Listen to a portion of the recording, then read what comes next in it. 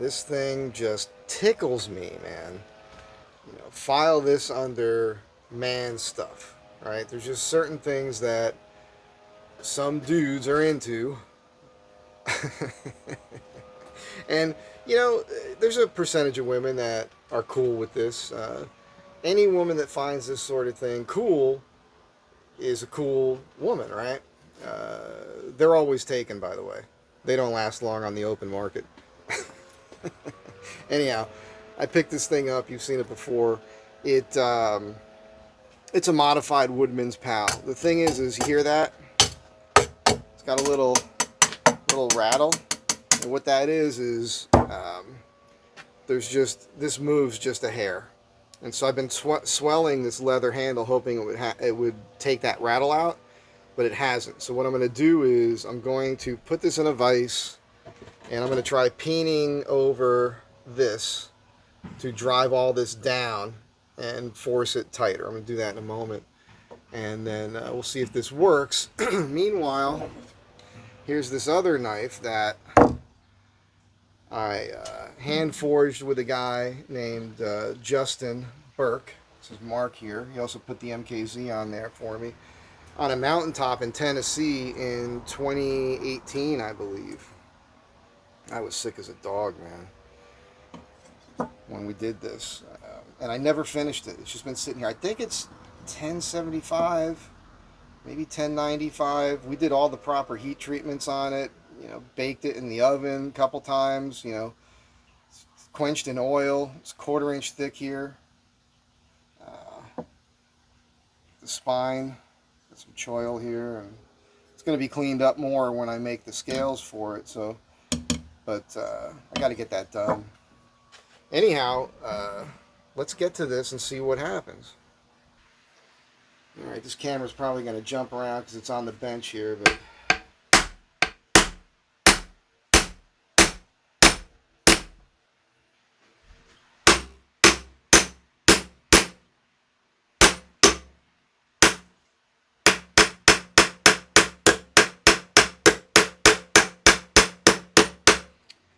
See if that did anything. By the way, the women that are cool with their men digging on stuff like this, they tend to be happier women as well.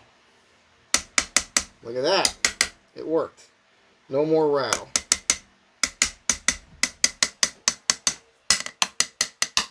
So that's how you do it. The first thing you always want to do with a leather stacked handle is try swelling it. I got some, is it Deets oil or something? The stuff you use on mitts for your gloves and baseball, like your baseball gloves.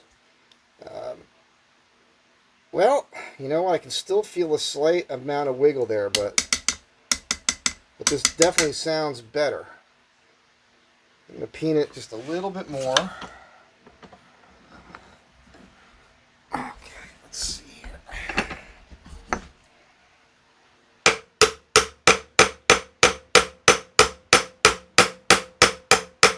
don't know if I'm getting that on camera, sorry. I believe these are welded.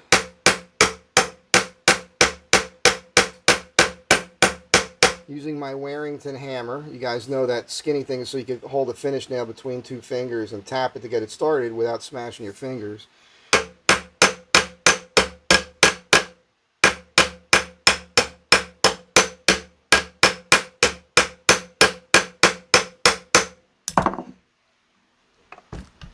Let's see here. Actually, I just thought of something kind of funny. I don't know. You guys want to hear an off-color story since we're here? That seems better. Let's tell you a story because it just hit me. I love just playing with this thing. Men, we like playing with our things, you know what I'm saying? Can't help it. So as I was saying, men, right? We like handling our stuff like when we're watching TV. I'll just have this in my hand when I'm watching TV and I'm, playing with it here.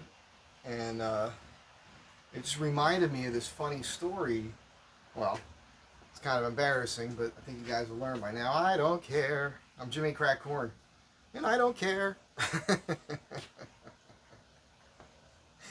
Because I'll sit there flicking this thing around, but you have to be careful with that because I've had accidents.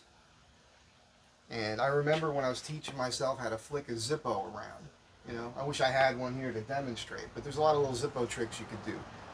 This is back in like the 90s, and I had this little TV set, like a little 13 or 15 inch black and white TV, and had this chair pretty up close to it so I could see what the heck was going on. I was watching the UHF channels here in LA, and I'm flicking this lighter around. Well, if you flick a Zippo around enough, and you're lighting it each time, that little wind shield, right? That's what they're known for, windproof lighter with Zippos. The little part that the flame's inside there with the holes in it, that thing will get pretty hot, get real hot. And I'm flicking this lighter, and I'm flicking this lighter, and I must have done it a couple hundred times. You know, I'm learning these little tricks, and I'm sitting there in this chair kind of weird in my boxer shorts, and I dropped the lighter. Well, I didn't realize was my penis was hanging out of my my boxer shorts, and the lighter landed right on the side of it, man, and just burnt the shaft of my penis, man. So that was a lesson to not do that anymore. So when I'm flicking something like this around, I don't want to cut the thing off. Not that it matters. I'm not exactly using it for much anymore these days. Doesn't seem like. Just thought you guys got a kick out of it. Actually, my penis has been in some weird situations. If you were to sit down and think about it, I just thought of another one. This is bad. This might be kind of gross to some people, but it's a true story. Because it's amazing what I'm having these thoughts all flash into my mind, and I don't know if I can put them together in a coherent manner for you, but I'll try. It's amazing what a guy will do or put up with if he perceives a woman as just really hot, man. And when I was younger and I was more handsome, I used to hook up with a lot of really attractive women. And not that that matters. It doesn't mean anything. Generally speaking, the more hot a woman is, the worse she is kind of in the sack. That's just what I found. But it's funny. There was this lady. How do I tell you guys about her? I don't want to say her name. She's an actress. She did some B-movie stuff. She's not famous. She's featured in an episode of HBO's Real Sex back in the 90s. They had that series on, and she was in one of those episodes, and she's the woman that carves potatoes into dildos. And she had this whole system where she would soak them in oil so they wouldn't just break on you and all that. And I met her at a joint here in Hollywood that's it's kind of like a cross between a dive bar and a gentleman's club, you know? I'll just leave it at that. Years ago, a buddy of mine used to work the door at this joint. And she was unbelievably attractive, cute, you know, short crop, blonde hair. And of course she had enhancements. And she had these 2 wiener dogs. And it was like, this is one of the things that you'll put up with. Like, you'll walk into some girl's house that has pets, and it's obvious she has pets just as soon as you open the door because you can smell it. It's amazing to me what people who love animals and love pets and want to keep animals in their house will put up with because they love this animal so much.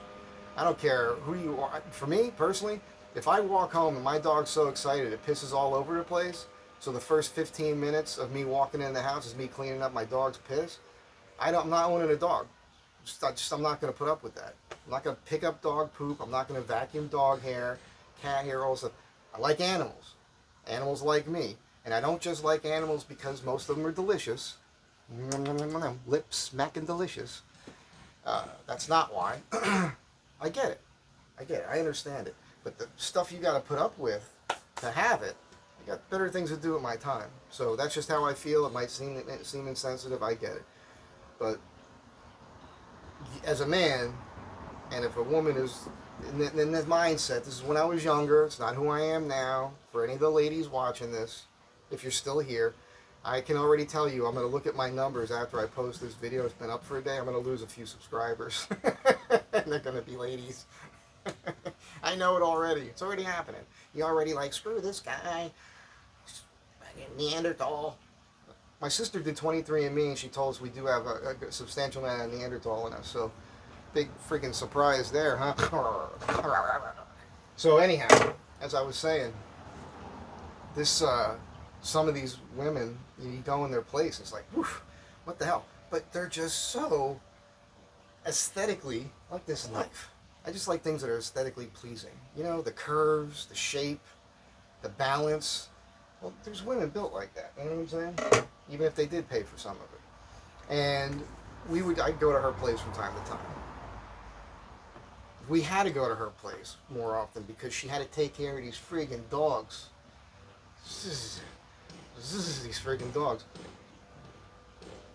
Well, one night I'm at her pad, and we're on the sofa and we're going at it and we're having a great time. It's a great night. I actually had this toy camera that took Polaroid pictures, but they're real tiny, and I took a couple shots of her that are actually pretty phenomenal pictures. And I still have them. I can't show them to you because she's not wearing anything, but they're great. And she's on the sofa now. She's right here. She's here, but I feel something here.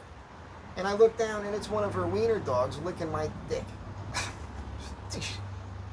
What the hell is that, man? It's kind of disgusting and gross. I mean, at the time, you just kind of blow it off, but when I reflect on it, what is that, man? So there's another embarrassing story about my life. Yeah. Anyhow, ladies, if you got a guy that likes dude stuff, and you're beating your brains about, like, what do I get him for his birthday or Christmas? And, you know, you're thinking socks and underwear, which we definitely need. But if you ever catch him looking at something on eBay like this, I'll tell you what, you can call me, I'll give you some tips. But get him something like this. This is cool, man. Every dude loves cool stuff. You know, you can't lose with is, if I can get it out of my pocket here, you can't go wrong with a Swiss Army knife. Guys just like that stuff. It is in our DNA. As human beings, humans have been using tools and appreciating curves for thousands of years. Be good to one another. See you next time.